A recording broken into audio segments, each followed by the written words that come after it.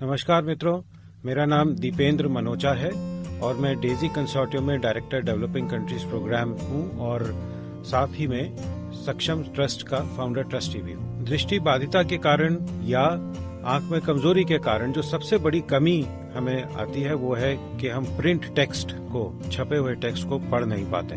पिछले कई वर्षों की मेहनत के बाद ऐसा संभव हो पाया है कि हम अब पुस्तकों को आंख, कान या उंगलियों से पढ़ने में सक्षम हो पा रहे हैं। यदि हमारे पास स्मार्टफोन है या हमारे पास अगर कंप्यूटर है तो उस पर दिखने वाले टेक्स्ट को हम किसी भी साइज में उसको बढ़ा या घटा सकते हैं। उसका बैकग्राउंड या फोरग्राउंड कलर हम लोग बदल सकते हैं। उसकी लाइन स्पेसिंग या वर्ड के बीच का जो अंतराल है उसको भी घटाया बढ़ाया जा सकता है। तो उस प्रकार से जो लो विजन पर्सन है उनको किसी भी सूटेबल फॉर्मेट में किताब को उपलब्ध करवाया जा सकता है। इसी टेक्स्ट को टेक्स्ट टू स्पीच इंजन के माध्यम से ये डिवाइस ही खुद बोल करके सुनाना शुरू कर देता है।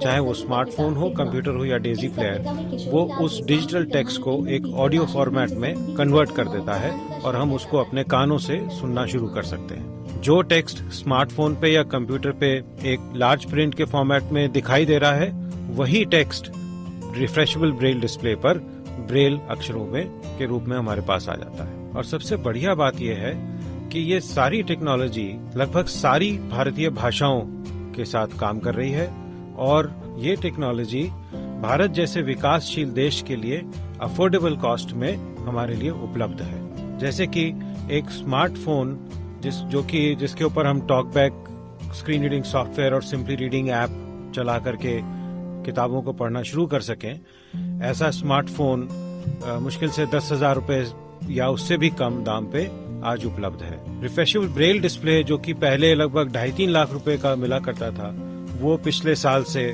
उसकी भी कीमत 30 से 35,000 रुपए के बीच में आ गई है।